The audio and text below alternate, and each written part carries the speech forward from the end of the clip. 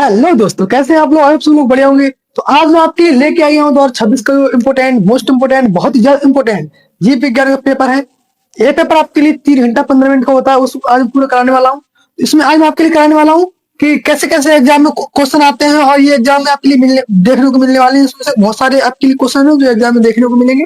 तो आज मैं वो पूरा पेपर सेट करने वाला हूँ आपके लिए, तो बने रहे मेरे साथ। ये वीडियो पूरी देखें आप। आपके इसमें बहुत सारे क्वेश्चन ऐसे हैं कम्प्लीटली मिलेंगे आपके लिए। आपके एग्जाम में सेम के सेम बेसिक क्वेश्चन, क्योंकि बायोलॉजी होती है, बायोलॉजी में बहुत चीजें होती हैं जो क्या होती है, सेम फिक्स होती है कि वही आनी आनी होती है। तो वही चीज हम पढ़ने वाले हैं इसमें। तो आप ये पूरा सेट लगाएंगे, और मैंने कई भी सेट कर रखे हैं, तो सबको आप देखें और क्या करें, अपने नंबर अच्छे से अच्छे लेके आए। ठीक है, तो सबसे पहले हम देखें जो पेपर होता है, उस पेपर में होता क्या क्या है। तो सबसे ऊपर होता है अनुक्रमांक भरने के लिए, सबसे ऊपर नंबर भरती है, जो रोल नंबर होता है हमारा, वो रोल नंबर भरती है। उसके बाद हम पेपर में लिखते हैं अपना नाम। उसके बाद यहाँ पे लिखा होता है, कोड लिखा होता है, लिखा पे 153 लिखा हुआ है। इस प्रकार से ये होता है पेपर कोड होता है। ये होता है 344 के एच। हर जिले का अलग अलग कोड होता है। हमारे उत्तर प्रदेश में 7 सेट बनते हैं, और 7 सेट का अलग अलग होता है। ठीक, ये कौन सा जीव विज्ञान का पेपर है मैं करा रहा हूँ जो, और ये नए पैटर्न पर आधारित है। किस पर आधारित है? नए पैटर्न पर आधारित ये पेपर है। तो यही हम पढ़ने वाले हैं। आपको पता है कितने नंबर होता है? ये होता है 70 नंबर का पेपर होता है। इसमें से आपके लिए 30 नंबर होते हैं, वो कहाँ से मिलते हैं? तो 30 नंबर होते हैं वो आपके लिए प्रैक्टिकल से मिलते हैं, कॉलेज से मिलते हैं। ठीक है, तो अब 30 और 70 मिला के टोटल 100 नंबर का पेपर होता है। ठीक है, पेपर तो 70 का होता है, पर 30 आपके लिए प्रैक्टिकल से मिलते हैं, प्रैक्टिकल होता है उसके मिलते हैं। तो सबसे पहले हम शुरू करते हैं पेपर को करना। तो पेपर में सबसे पहले नोट लिखा होता है। नोट में क्या लिखा होता है? नोट में लिखा होता है प्रारंभिक 15 मिनट होते हैं। प्रारंभ के 15 मिनट परीक्षार्थी को प्रश्न पत्र पढ़ने के लिए भी निर्धारित किए जाते हैं। ठीक, उसका कुछ निर्देश लिखे होते हैं। निर्देश कैसे होते हैं? सभी प्रश्न करना अनिवार्य होता है। आवश्यकता अनुसार जो जितने अगर उत्तर की प्रस्तुति करने के लिए नामांकन चित्र की आवश्यकता पड़ती है, वो चित्र बनानी होती है। और बात करें प्रत्येक प्रश्न के, प्रत्येक हर क्वेश्चन के सामने उसका नंबर होता है कि कितने नंबर क्वेश्चन है, वो उसके सामने लिखा हुआ होता है। ठीक है, अंकित होता है। ठीक, इसी प्रकार से स्टार्ट करते हैं आज का पहला क्वेश्चन। तो पहला क्वेश्चन आपका ये है। पहला क्वेश्चन देखो, पहले क्वेश्चन कौन से आते हैं? भौगोलिक क्वेश्चन आते हैं। ये भौगोलिक क्वेश्चन आते हैं, ये हमेशा कितने नंबर के? 1 नंबर के आते हैं। जितने भौगोलिक क्वेश्चन आते हैं, भौगोलिक आते हैं 4 क्वेश्चन। कितने आते हैं? 4 क्वेश्चन आते हैं। 4 में से कितने कितने एक एक नंबर के होते हैं? 4 नंबर के होते हैं टोटल। ठीक है, तो हम सबसे पहले आज 4 नंबर कवर करने चाहते हैं। अगर आपने 5 साल की PYQ, 5 साल के PYQ है, यानी 5 साल के MCQ भी नहीं देखे, तो मेरी एक ऑब्जेक्टिव वाली क्लास है, आप देखने आगे। उस ऑब्जेक्टिव वाली क्लास में मैंने 5 साल के मोस्ट इंपोर्टेंट बहुत सारे ये कराए हैं मैंने, भौतिकी भी, वो आप जाके देख सकते हैं। उसके बाद अतिलघु क्वेश्चन है, वो भी मैंने बहुत अतिलघु क्वेश्चन भी कराए हैं 5 साल के लगातार, तो वो आप जाके देख सकते हैं। इसी प्रकार से आप आज देखते हैं क्वेश्चन कौन सा है। पहला क्वेश्चन है, लघु बीजाणु ध्वनि की सबसे आंतरिक परत कौन सी होती है? लघु बीजाणु ध्वनि होती है, उसकी सबसे अंतः परत कौन सी होती है पूछा गया इसमें। तो सबसे अंतः परत होती है वो कौन सी होती है? ये होती है, इस प्रकार से लघु बीजाणु ध्वनि होती है। लघु बीजाणु ध्वनि गोल गोल होती है। ठीक, गोल होती है। इसके बाद 4 परतें होती है। कितनी होती है? 4 परतें होती है। सबसे बाहर होती है बाह्य परत होती है। सबसे बाहर वाली कौन सी होती है? बाह्य परत होती है। उसके नीचे कौन सी? अंतः परत होती है। फिर कौन सी होती है? मध्य परत होती है। कौन सी होती है? मध्य परत होती है। सबसे बाह्य परत, फिर अंतः परत, फिर मध्य परत, फिर होती है टेप्टम। तो सबसे अंतर परत कौन सी होती है? तो अंदर वाली परत होती है, होती है टेप्टम परत। कौन सी होती है? टेप्टम परत होती है। और इसका काम क्या होता है? लघु बीजाणु के लिए पोषण प्रदान करने का काम होता है। ठीक है, जो टेप्टम होती है उसका काम होता है लघु बीजाणु के लिए पोषण प्रदान करने का काम होता है। ठीक, अब देखते हैं दूसरा क्वेश्चन। दूसरा क्वेश्चन क्या है? वह प्रक्रिया जिसमें शुक्राणु शुक्रजनन नलिकाओं से मोचित होते हैं। वह प्रक्रिया कौन सी है? शुक्राणु होते हैं, शुक्रजनन नलिकाओं से मोचित होते हैं। वो कौन सी प्रक्रिया होती है? तो शुक्रजनन होती है वो नहीं होती है, वीर सेचन होती है। क्या होती है? वीर सेचन होती है। जो वीर सेचन होती है उसका क्या मतलब होता है कि शुक्राणु होते हैं, शुक्रजनन नलिकाओं से मोचित होते हैं, वो बाहर निकलते हैं, उसे कहते हैं वीर सेचन कहते हैं। ठीक है, इसके बाद देखते हैं अगला क्वेश्चन इसमें क्या है। अगला क्वेश्चन इसमें लिखा हुआ है, जीवाणु भोजी विषाणु में अनुवांशिक पदार्थ कौन सा होता है? तो जीवाणु भोजी होता है, जो जीवाणु भोजी होता है, उसमें अनुवांशिक पदार्थ पूछा गया तो कौन सा होता है? तो उसमें या तो RNA होता है या फिर DNA होता है। उनमें से दोनों नहीं होते हैं, या RNA होगा या फिर DNA होगा। तो उसमें से कौन सा ऑप्शन नहीं होगा? तो D ऑप्शन होगा, सही हो जाएगा। या तो RNA होता है, या फिर क्या होता है, या DNA होता है। ठीक, इस प्रकार आप देखते हैं अगला क्वेश्चन। अगला क्वेश्चन इसमें दिया हुआ है। अगला क्वेश्चन इसमें चौथा क्वेश्चन है, लास्ट क्वेश्चन होता है भौतिकी का। इसमें लिखा है कि आणविक कैंची क्या है? जो आणविक कैंची होती है वो क्या होती है? तो ये देखो, ये बहुत ही इंपॉर्टेंट क्वेश्चन है, ये आपके एग्जाम में देखने को मिलेगा 100%। आणविक कैंची क्या है? और एक होता है भ्रूणपोष क्या होता है? भ्रूणपोष की मतलब, भ्रूणपोष कितने केंद्र की होता है? तो भ्रूणपोष होता है त्रिगुणित होता है। कैसे होता है? त्रिगुणित होता है। और ये आणविक कैंची वाला आपके लिए मिलेगा, जो आणविक कैंची एंडोन्यूक्लियेज है, प्रतिबंधन एंजाइम, इनके बारे में। तो आणविक कैंची क्या होती है? प्रतिबंधन एंजाइम होते हैं। ठीक है, ये क्या करते हैं? DNA को काटते हैं, DNA को विशिष्ट स्थान से काटते हैं, फिर बाहर से काटते हैं। तो विशिष्ट स्थान से काटते हैं बोलते हैं एंडोन्यूक्लियस, जब बीच से काटते हैं उन्हें कहते हैं एंडोन्यूक्लियस, जो बाहर की साइड काटते हैं उन्हें क्या कहते हैं? उन्हें कहते हैं एक्सोन्यूक्लियस। ठीक है, अब इसके बाद देखते हैं अगला क्वेश्चन। आज हम दिए हुए अति लघु उत्तरीय क्वेश्चन कौन से? अति लघु क्वेश्चन होते हैं ये भी एक एक नंबर में आते हैं, जितने अति लघु क्वेश्चन होते हैं सब एक एक नंबर में आते हैं। तो अब ये देखते हैं कौन कौन से हैं। तो अति लघु क्वेश्चन, पहला क्वेश्चन में लिखा हुआ है अंडोत्सर्ग किसे कहते हैं। तो अंडोत्सर्ग किसे कहते हैं ये हम जानेंगे। अंडोत्सर्ग क्या होता है, जो अंडपृष्ठ कोशिका होती है, परिपक्व अंडपृष्ठ कोशिका होती है, उनसे अंडाणु का निकलने यानी अंडाणु की मोचित होने की क्रिया को हम कहते हैं अंडोत्सर्ग कहते हैं। यानी अंडाणु के मोचित होने की क्रिया को हम कहते हैं अंडोत्सर्ग कहते हैं। ठीक है, वो परिपक्व कोशिका होती है, ठीक है, उनसे निकलते हैं। अब बात करते हैं इसी क्लास में पारतंत्र के किसी एक अपघटक, पारतंत्र में किसी एक अपघटक का नाम लिखिए। नहीं, पारतंत्र में कोई एक अपघटक का नाम लिखिए। तो हम कोई भी एक अपघटक का नाम लिख देते हैं। जैसे बात करते हैं हम किसके, तो एक अपघटक लिख देंगे केचुआ लिख देते हैं। कौन सा केचुआ लिख देते हैं, यहाँ पे लिख देंगे केचुआ। केचु का हो गया, केचु हो गया अपघटक हो गया। ठीक है, केचु क्या हो गया, केचु हो गया अपघटक हो गया। ठीक, इस पर अगला क्वेश्चन लिखा हुआ है मानव पर पाए जाने वाले किसी एक बाह्य परजीवी के नाम। तो मानव के ऊपर कौन कौन से बाह्य परजीवी होते हैं, खटमल होते हैं, जू होते हैं, उनमें से एक लिखना है। तो इनमें से हम कोई भी लिख देंगे, यहाँ पे लिख देंगे जू। क्या लिख देंगे, जू। एक परजीवी लिखना है, कोई परजीवी हो गया जू। ठीक है, अब बात करते हैं क्वेश्चन डीएनए के किन्हीं दो क्षारों के नाम लिखिए। डीएनए के कितने क्षार होते हैं, डीएनए के अंदर कितने क्षार पाए जाते हैं, चार क्षार पाए जाते हैं। चार, तो थायमिन, साइटोसिन, ग्वानिन, एडेनिन। ठीक है, तो चार में से क्या दो लिखना है, केवल कितने लिखना है, दो। तो हम कोई दो लिख सकते हैं यहाँ पे। मान लो कोई थायमिन लिख देंगे, नंबर एक लिख देंगे थायमिन, नंबर एक थायमिन लिख देंगे। और नंबर दो हम लिख देंगे ग्वानिन, ग्वानिन लिख देंगे। ठीक है, ग्वानिन लिख देंगे। और साइटोसिन भी होता है, एडेनिन भी होता है, एडेनिन भी होता है, सॉरी एडेनिन भी होता है, एडेनिन। ठीक, इस प्रकार बात करते हैं। अगला क्वेश्चन पूछेगा जो मॉर्गन थे, जो मॉर्गन वैज्ञानिक थे, मॉर्गन ने अपने प्रयोगों हेतु फल मक्खियों का चयन क्यों किया था, कोई दो कारण बताइए। तो इन्होंने क्यों, जो मॉर्गन जी थे उन्होंने अपने प्रयोगों के लिए फल मक्खियों का क्यों यूज किया था, वो पूछा गया। तो उन्होंने इसलिए प्रयोग किया गया था क्योंकि जो फल मक्खियां थी वो छोटी थी, आकार में छोटी थी, और छोटे स्थान पर हम क्या कर सकते हैं, उन्हें छोटे स्थान पर उन्हें उनका पालन पोषण कर सकते थे। और फिर उनका जीवन काल कितना था, उनका जीवन चक्र था 15 से 20 दिन का। कितना था, 15 से 16 दिन का था, नहीं 2 हफ्ते का लगभग था। 2 हफ्ते का क्या था, 2 हफ्ते, 2 हफ्ते का क्या था, 2 हफ्ते,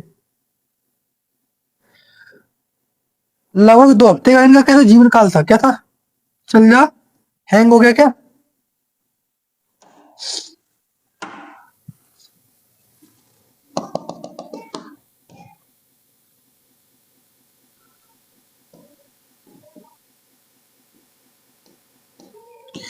इनका 2 हफ्ते का क्या था, 2 हफ्ते का जीवन काल था, उसमें ये अपना जीवन पोषण पूरा कर लेते, इनका पूरा जीवन चक्र 2 हफ्ते का होता है क्या। तो ये सब कारण थे जो क्या था कि मॉर्गन ने अपने प्रयोग में किया था। एक तो छोटी थी, दूसरा कम कम समय में इनका जीवन चक्र पूरा होता था, और फिर प्लस क्या होता था कि इनके छोटे से स्थान पर इनका पालन पोषण किया जा सकता था। इसीलिए अगर इंसानों के ऊपर तो 20-25 साल बाद तो उनका 50 साल 60 साल का जीवन चक्र होता है आज के डेट में, उसमें 80 साल का 80 वर्ष जी जाता है इंसान।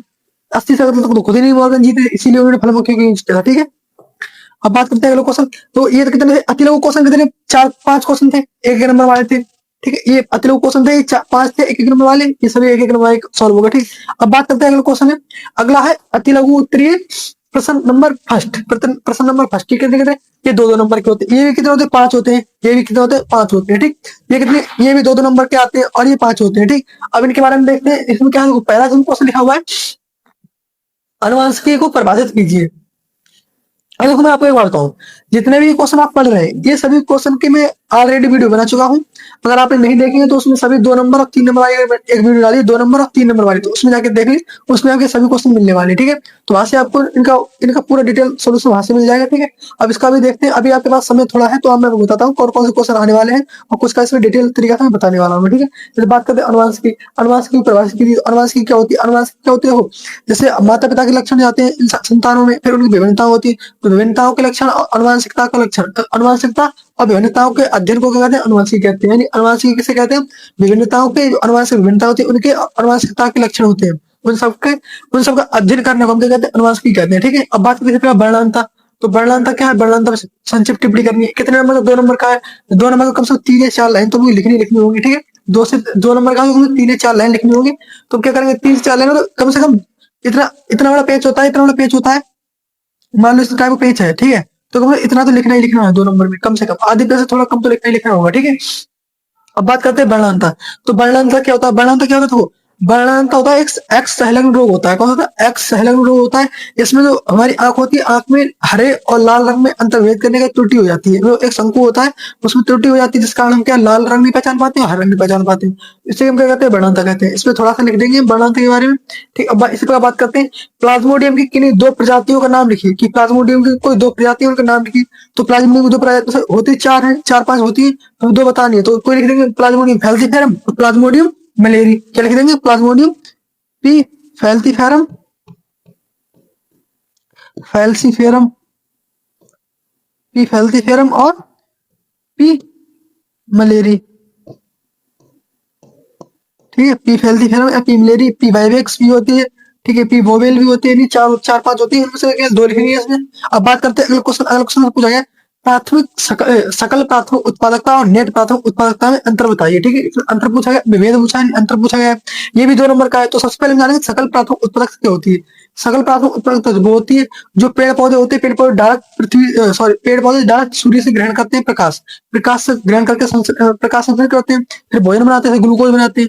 ये तो एक प्रकार की होती है जो सकल होती है। टोटल जो उन्होंने उत्पादकता की है, जितना उन्होंने खाना बनाया, टोटल की बात करें तो वो होता है सकल। अब सकल में से जो निकलती है उनकी वृद्धि के लिए, उनके विकास की निकाल दी जाए। अगर उनकी वृद्धि निकाल दे, जितने उन्होंने वृद्धि में खर्च करी वो निकाल दे, और जितने उन्होंने विकास में की वो खर्च निकाल दे, उतनी ऊर्जा निकाल दे, तो बची ऊर्जा होती है, जो बची उत्पादकता होती है, उसे हम क्या कहते हैं? उसे कहते हैं नेट प्राथमिक कहते हैं। क्या कहते हैं? उसे नेट प्राथमिक उत्पादकता कहते हैं। ठीक है, समझे? यानी जो डायरेक्ट उन्होंने सूर्य के प्रकाश से बनाई वो तो सकल हो गई। अब उसमें से उन्होंने कुछ अपने श्वसन के लिए, मतलब वृद्धि के लिए, विकास के लिए निकाल ली। अब उसे निकालने के बाद जो बची उसे कहते हैं नेट प्राथमिक उत्पादकता कहते हैं। ठीक है, इस प्रकार से हम लिख देंगे, इसमें इसमें लिख देंगे। ठीक है, आप अगर मेरी वीडियो देखेंगे तो वहां पे आपके लिए ये सबकी डेफिनेशन, फुल डेफिनेशन मिल जाएगी आपके लिए। अगर बात करते हैं अगले क्वेश्चन से पूछा गया है, क्वेश्चन नंबर 5 है। इसमें पूछा गया आहार जाल पर संक्षिप्त टिप्पणी कीजिए। जो आहार जाल है इस पर संक्षिप्त टिप्पणी कीजिए। तो आहार जाल का मतलब क्या होता है? इसके अंदर जो एक जाति दूसरी जाति के लिए खाने खाती है, एक जाति दूसरी जाति पर निर्भर होती है। जैसे बात करें तो घास होती है, घास पर चूहे होते हैं, चूहे छोटे छोटे टिड्डे होते हैं, ये सब निर्भर होते हैं। अब उनके लिए कौन खाता है? टिड्डों के लिए कौन खाता है? बाज खा लेता है, कौवा खा लेता है, मक्खी कोई मतलब उसे पक्षी खा लेता है। ठीक है, फिर उसके लिए कौन खाता है? बाज खाता है, बाज के लिए कुछ सांप खाता है। इस प्रकार से, सॉरी, सांप खाता है, सांप के लिए बाज खाता है। इस प्रकार से होता है कुछ इसका खाद्य जाल बनता है। नहीं, एक दूसरे को भी निर्भर होता है। उसे ऐसे हर जाति से दूसरी जाति पर निर्भर होती है। जैसे बात करें इंसान, तो इंसान घास फूस नहीं, घास में अनाजों पे होता है, फलों पे होता है, वृक्षों पे निर्भर होता है। तो इससे हम कहते हैं, इस प्रकार से जाल बनता है, उसे कहते हैं खाद्य जाल कहते हैं। ठीक है, इस प्रकार से हम खाद्य जाल के बारे में लिख देंगे। ठीक, इसके बाद हम आगे देखते हैं, आगे इसमें क्या लिखा हुआ है।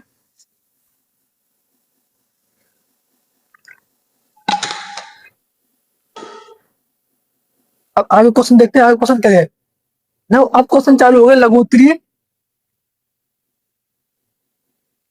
अब लघु उत्तरीय सेकंड,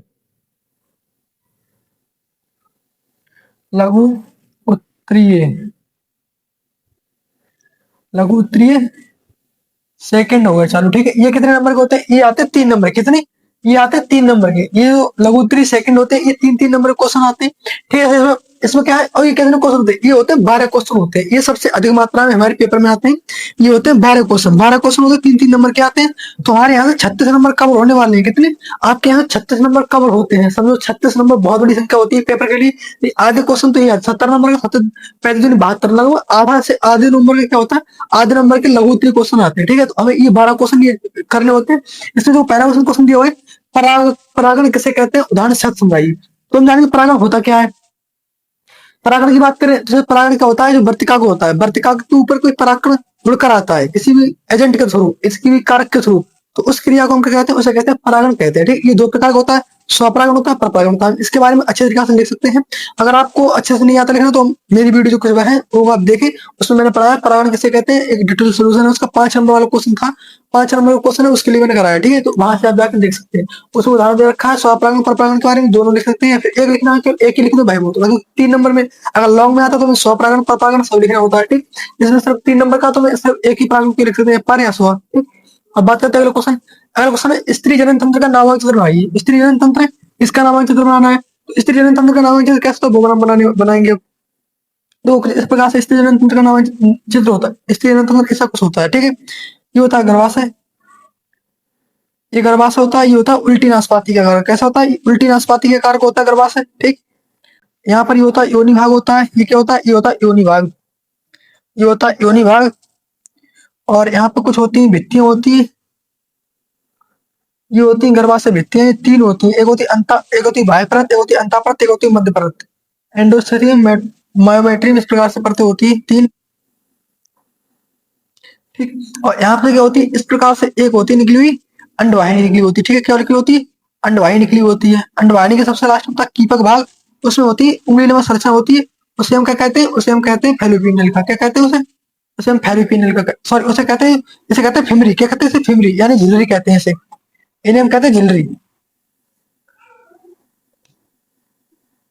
इन्हें क्या कहते हैं, इन्हें कहते हैं झिल्ली। जो जो इनफंडिबुलम होता है, इनफंडिबुलम के किनारे पे क्या होती है, इन्हें कहते हैं झिल्ली। ठीक है, इन्हें क्या कहते हैं, इन्हें झिल्ली कहते हैं। ठीक, इस प्रकार से कुछ बनी हुई होती है संरचना। अभी ये मैं बना रहा हूँ, ये क्या होती है, ये होती है फैलोपियनल का, क्या होती है, फैलोपियनल का। ठीक है, ये वाला भाग, ऊपर वाला भाग क्या होता है, ये होता है फंडस भाग। क्या होता है, ये होता है फंडस भाग। ठीक है, ये होता है फंडस भाग। इस प्रकार से हमें कुछ बनाना है, यहाँ से करके ऐसा करके।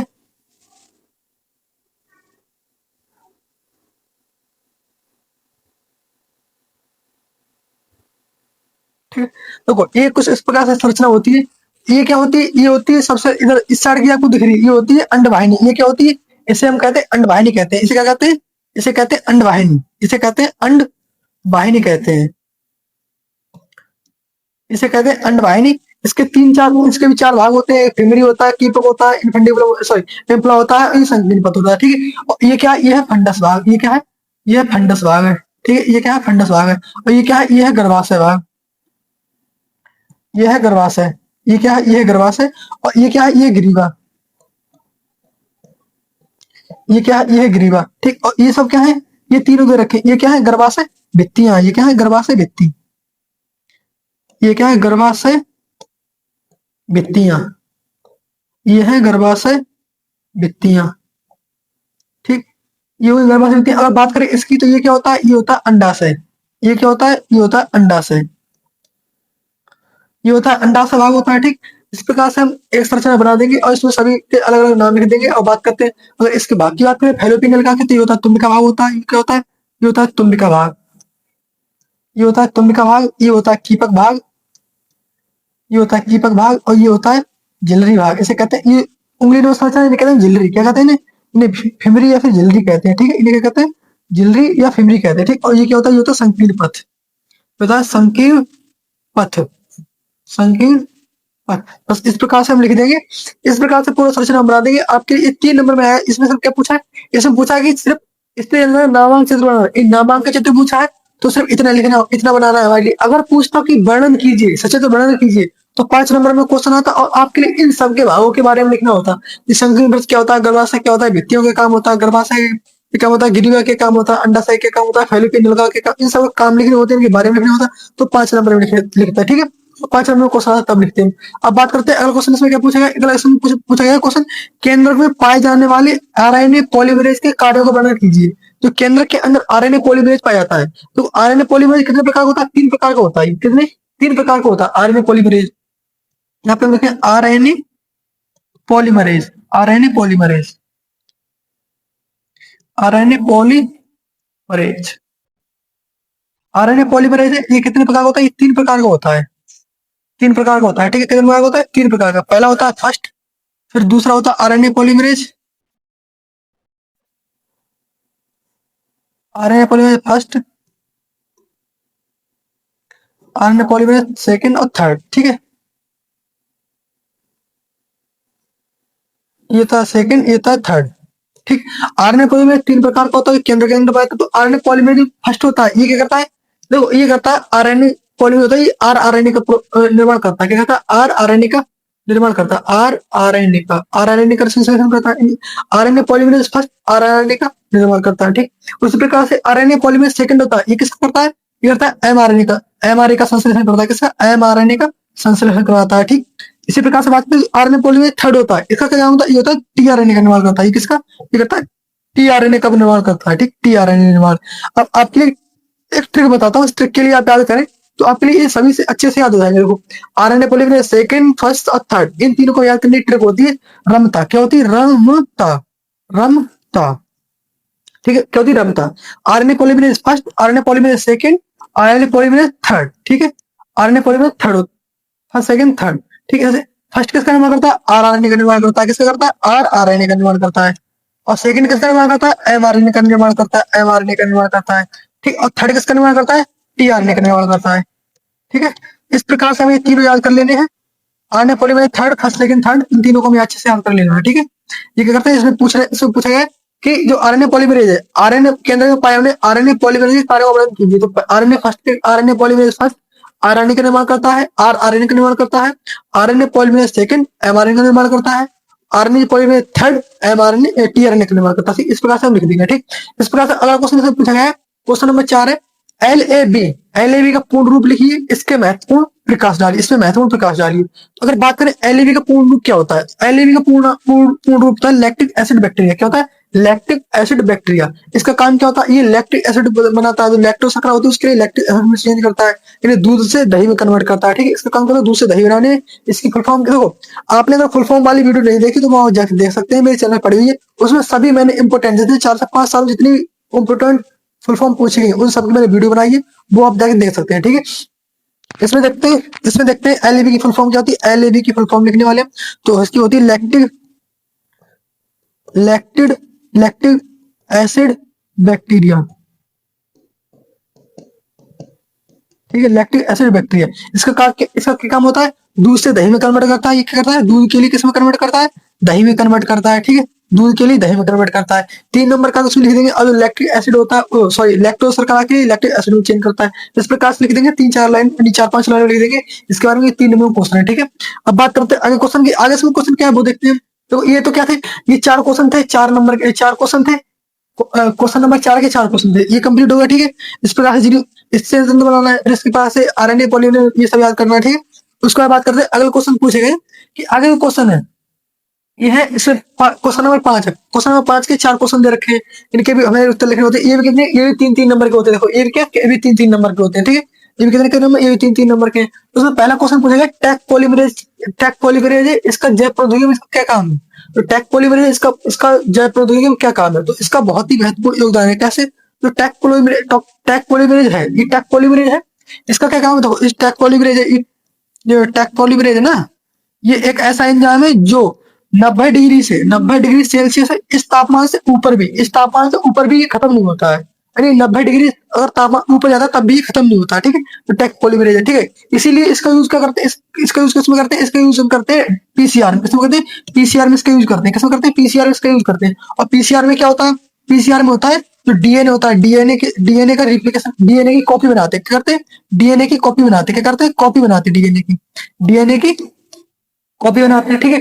तो हम कैसे लिखेंगे टैक पॉलीमरेज के बारे में कि टैक पॉलीमरेज एक ऐसा एंजाइम है जो 90 डिग्री सेल्सियस तापमान से ऊपर जाने पर भी ये नष्ट नहीं होता है। इसका उपयोग हम कहाँ करते हैं? इसका उपयोग करते हैं जैव प्रौद्योगिकी में, करते हैं पीसीआर में करते हैं। पीसीआर में क्या होता है? पीसीआर में डीएनए की कॉपी बनाई जाती है।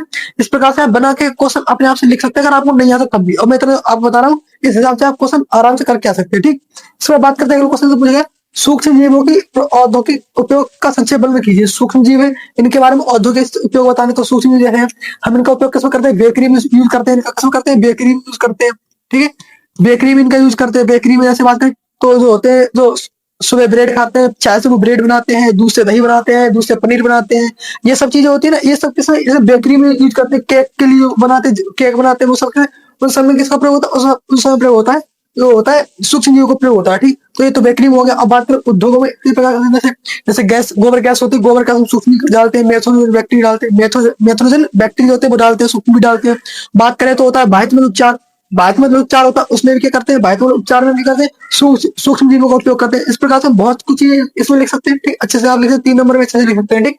अब बात करते हैं अगले क्वेश्चन में पूछेगा रूपांतरित सिद्धांत पर संक्षिप्त टिप्पणी कीजिए। अब बात करते हैं रूपांतरित सिद्धांत क्या होता है। तो रूपांतरित सिद्धांत दिया किसने था? ये था ग्रिफिथ। ये ग्रिफिथ ने ये रूपांतरित सिद्धांत दिया था।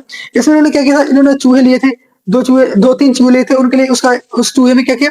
स्ट्रेप्टोकोकस जो न्यूमोनिया फैलाता है, जो बैक्टीरिया जो स्ट्रेप्टोकोकस न्यूमोनिया फैलाता है, स्ट्रेप्टोकोकस न्यूमोनिया एक बैक्टीरिया था, एक जीवाणु था। उसके लिए हमने आर प्रभेद में डालते हैं, आर प्रभेद डालते हम चूहे में डालते हैं। तो उन्होंने 2 प्रकार से, एक एस प्रभेद लिया था और एक आर प्रभेद लिया था। एक एस प्रभेद क्या था? एस प्रभेद वाला बैक्टीरिया था, उससे तो चूहा खत्म हो रहा था। उससे चूहा जो था वो चूहा खत्म हो रहा था। तो यहाँ पे हम समझ रहे हैं एस प्रभेद और आर प्रभेद। आर प्रभेद तो इससे मृत होता था, इससे तो चूहा खत्म होता था। आर प्रभेद से ये मृत नहीं होता था, ठीक है। इससे मृत होता था चूहा, और स्किल डालते थे। इसे डाल के क्या होता है, आपने पढ़ा होगा, आप लोगों ने पढ़ा होगा, तो क्या होगा उसमें दिया होगा कि एस प्रभेद होता है, एस प्रभेद को चूहे में डालते चूहा खत्म हो जाता है। और आर प्रभेद के लिए चूहे में डालते तो आर प्रभेद से नहीं मरता, ठीक है। तो एस प्रभेद को गर्म करके इसमें डालते हैं, आर प्रभेद में डालते हैं, फिर इसके लिए चूहे में डालते हैं, फिर इसके लिए चूहे में डालते हैं तो चूहा खत्म हो जाता है। तो यहाँ पर क्या एस के लिए आर के लिए एस में कन्वर्ट किया, रूपांतरित किया है। एस है तो आर है, आर के लिए एस में कन्वर्ट किया है। तो क्या हो इसमें क्या होता है, स्ट्रेप्टोकोकस निमोनिया जो बैक्टीरिया होता है उसके लिए जब आर में डालते हैं, तो आर से भी जो आर का इंजेक्शन लगाते हैं बैक्टीरिया, जो आर आर जो प्रभेद होता है उसका इंजेक्शन चूहा में लगाता है, तो खत्म हो जाता है। यानी कि यहाँ पे आर होता है, आर प्रभेद होता है, उसके लिए एस प्रभेद द्वारा बदल दिया जाता है, रूपांतरित कर दिया जाता है। तो इसी में क्या है, इसी के बारे में इसमें लिखना है, रूपांतरित सिद्धांत में लिखना है, ठीक है। अब बात करते हैं अगले क्वेश्चन की। अगले क्वेश्चन से पूछा गया है, मानव में बैक्टीरिया जनित 2 रोग बताइए। ऐसे कौन से रोग हैं जो मानव के अंदर बैक्टीरिया द्वारा जो होते हैं। तो बात करते हैं टीबी होती है, ट्यूबरक्लोसिस होती है, उसमें बैक्टीरिया, उसमें क्या होता है, बैक्टीरिया होता है। बात करें टीबी, एक टीबी हो गई। टीबी के बाद बात करें हैजा, जो कॉलेरा होता है हैजा। इन सब में क्या होता है, ये दोनों क्या रोग है, ये रोग ऐसे रोग है जो बैक्टीरिया द्वारा फैलते हैं। अगर बात करें टीबी की, टीबी खांसी द्वारा फैलती है, हवा द्वारा फैलती है, इसके बैक्टीरिया तो वो दूसरे इंसान में पहुंच जाते हैं, टीबी हो जाती है। और इसमें हैजा होता है, इसका इसके लिए फैलाता है कौन, विब्रियो कॉलेरी। इसके लिए कौन फैलाता है, विब्रियो कॉलेरी फैलाता है। और बात करें टीबी के लिए, टीबी का जो बैक्टीरिया होता है वो कौन सा, वो होता है, वो होता है ट्यूबरक्लोसिस। कौन सा होता है, ट्यूबरक्लोसिस होता है, ठीक है। इसके लिए कौन होता है, विवरी कॉलोरी होता है, ठीक। इस प्रकार से इनके बारे में लिख देना। तो कहीं 5 के भी 4 क्वेश्चन थे, तो क्वेश्चन नंबर 5 था, इसके भी कितने 4 क्वेश्चन थे, वो हमने कंप्लीट कर लिया, ठीक। इसके बाद हम देखते हैं आगे क्वेश्चन क्या है। अब आगे क्वेश्चन आए, आगे क्वेश्चन आए क्वेश्चन नंबर 6। क्वेश्चन नंबर 6 के क्या है, क्वेश्चन नंबर 6 के 4 क्वेश्चन इसके भी है, ठीक है। ये भी हमें करना है, इसमें हम देखते हैं क्या कौन कौन से क्वेश्चन है।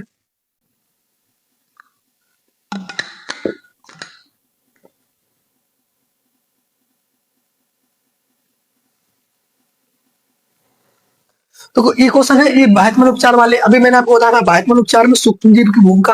तो सूक्ष्मजीव भूमिका कैसे करते हैं उसके बारे में लिख देंगे आराम से कि बाह्यत्मल इसका दो तीन प्रकार से प्राथमिक उपचार, द्वितीय उपचार, तृतीय उपचार। तो प्राथमिक उपचार के बाद में क्या होता है, बाह्यत्मल उपचार होता है। बाह्यत्मल 3 बार उपचार होता है, प्रथम, द्वितीय और तृतीय। तो प्राथमिक कहता है छानते हैं, जो बाह्यत्मल होता है कूड़ा होता है उसको हम छान लेते हैं, ठीक है। गंदा पानी होता है उसके लिए हम छान लेते हैं, फिर छान के अलग करते हैं। फिर उसके बाद उसमें जीवाणु डालते हैं, उसमें बैक्टीरिया डालते हैं, डालते हैं सूक्ष्मजीव होते हैं वो डालते हैं, सूक्ष्मजीव होते हैं उसके द्वारा उपचार किया जाता है, तो उसे कहते हैं बाह्यत्मल, उसका द्वितीय उपचार होता है, ठीक है।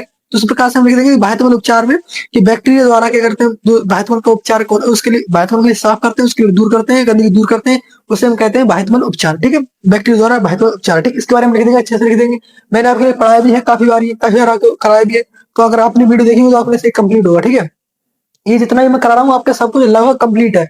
अगर आज मैं क्या करूंगा, आज शाम के लिए, आज शाम को या फिर कल, आज शाम के लिए होगा, आज शाम के लिए आपके लिए एक ऐसी वीडियो आएगी जिसमें क्या होगा, नहीं आज शाम होने वो वीडियो होगी आपको, जिस पेपर से पहले, पेपर से 1-2 घंटे पहले आपको वीडियो मिलेगी। उस वीडियो में क्या होगा, उस वीडियो में आपने इतने जितने भी 5 साल के, लगभग 5 साल के, कितने, लगभग 5 साल के, 5 से 6 साल के, 5 साल के मन से नहीं, 5 साल के कह रहा हूँ, 5 साल के जितने भी इंपोर्टेंट क्वेश्चन है, 3 नंबर वाले, जितने भी इंपोर्टेंट क्वेश्चन है 3 नंबर वाले, 3 नंबर है, वो उन सबकी वीडियो आपके लिए मिल जाएगी पेपर से 4-5 घंटे पहले। आपको कल जो 23 फरवरी को मिलेगी आपके लिए 12 बजे, 23 फरवरी के लिए आपके लिए 12 बजे से पहले पहले वीडियो मिल जाएगी, ठीक है।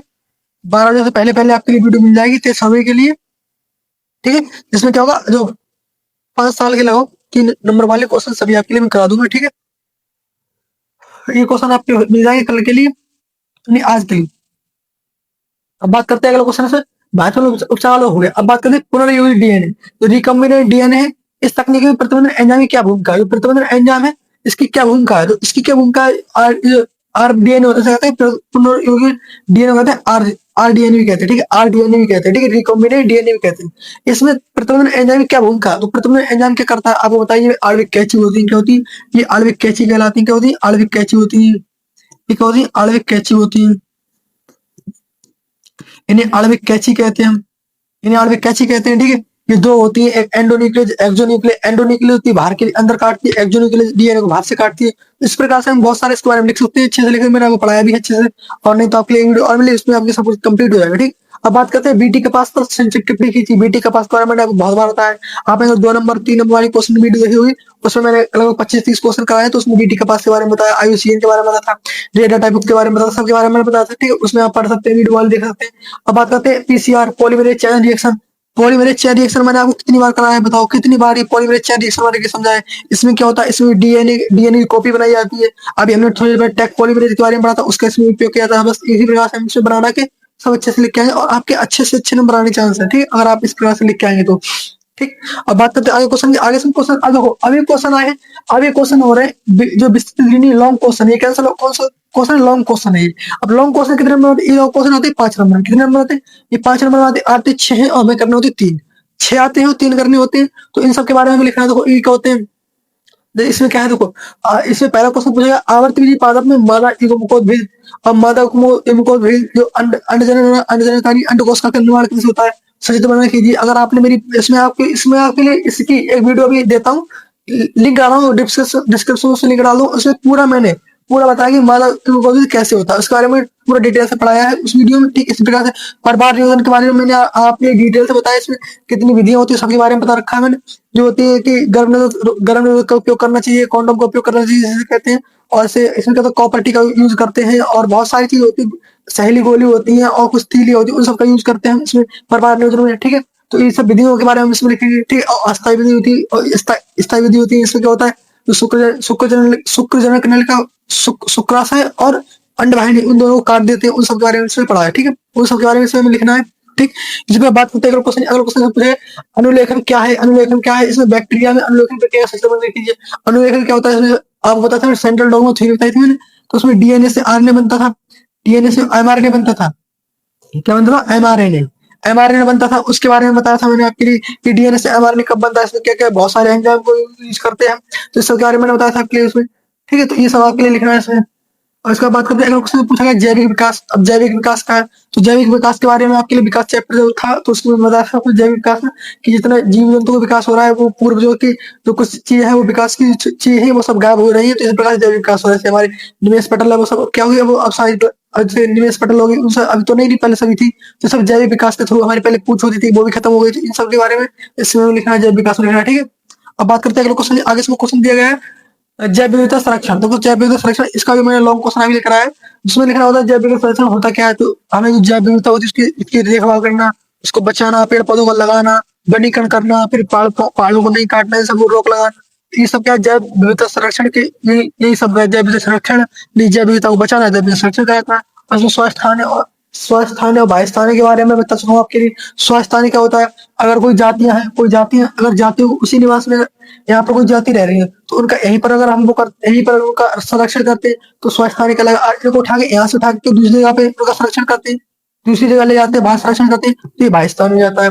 कोई जाति यहाँ रह रही है, वहीं पर उनका अगर संरक्षण किया जा रहा है, तो उसे कहते हैं स्वस्थ स्थान। अगर उन जातियों को बाहर से उठा के दूसरी जगह लेके जा रहे हैं, दूसरी जगह का संरक्षण कर रहे हैं, तो उसे कहते हैं बाह्य स्थान कहते हैं। ठीक है, इस प्रकार से मैंने बताया था आपके लिए, ये आपने देखिए। अब बात करते हैं, अगला क्वेश्चन है समष्टि क्या है। समष्टि क्या है, इसके गुणों का विस्तार से वर्णन कीजिए। देखो मैं पढ़ा चुका हूँ समष्टि क्या होती है।